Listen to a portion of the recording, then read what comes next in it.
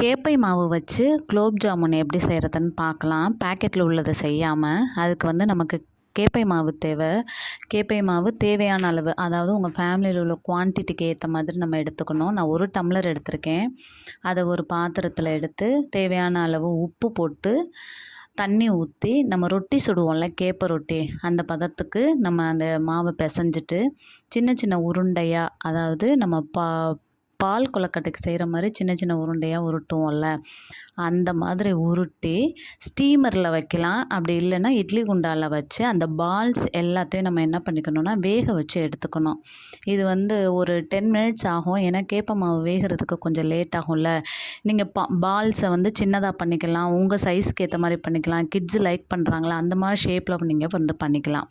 அது ஒரு அவிஞ்சிக்கிட்டே இருக்கையில் வேர்க்கடலையை வந்து வறுத்த வேர்க்கடலை இருந்துச்சுன்னா நீங்கள் லைட்டாக சூடு பண்ணி மிக்சியில் பொடி மாதிரி ஒன்றும் பாதியமாக பல்ஸ் மோடில் விட்டு அரைச்சிக்கோங்க. என்கிட்ட இல்லை, அதனால் நான் அதை வறுத்து அதை தோல்லாம் நீக்கி அதை மிக்சி ஜாரில் போட்டு அதை ஒன்றும் பாதியமாக எடுத்தேன். ஏன்னா உங்கள் கிட்ஸு அதை வந்து பல்லில் கடித்து சாப்பிட்ற மாதிரி நீங்கள் பண்ணிக்கோங்க.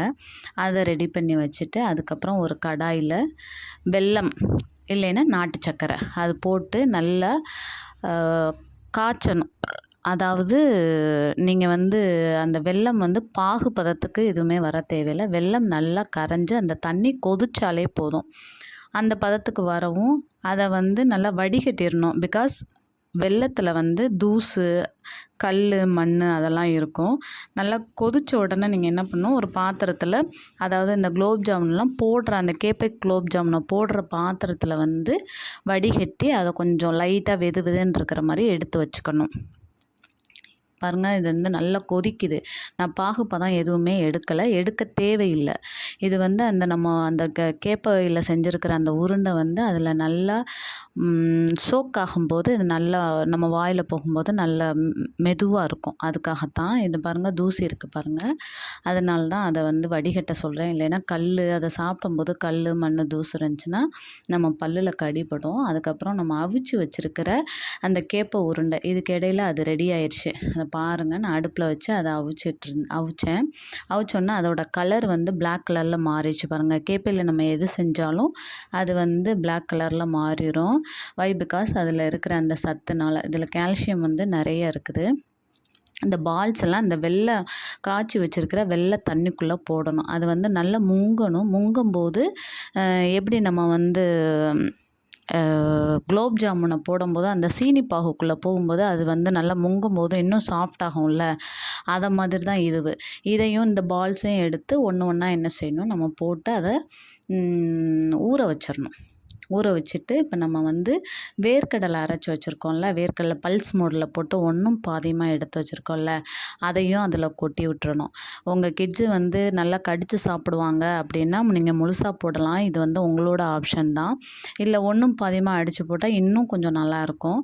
அதுக்கப்புறம் ஃப்ரெஷ்ஷாக தேங்காய் உடைச்சி அதை துருவி அதையும் கொஞ்சம் அதில் ஆட் பண்ணிக்கணும். அது வந்து டேஸ்ட்டை வந்து இன்னும் என்ஹான்ஸ் பண்ணி கொடுக்கும்.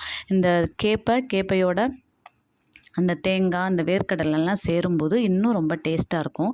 ஸ்கூல் விட்டு வர கிட்ஸுக்கு நீங்கள் வந்து இதை ஒரு 4 o'clock வர்றாங்கன்னா நீங்கள் 3 o'clockே நீங்கள் செஞ்சு வச்சுட்டீங்க அப்படின்னா இது வந்து ரொம்ப ரொம்ப டேஸ்ட்டாக இருக்கும், ஹெல்த்தியாக இருக்கும்.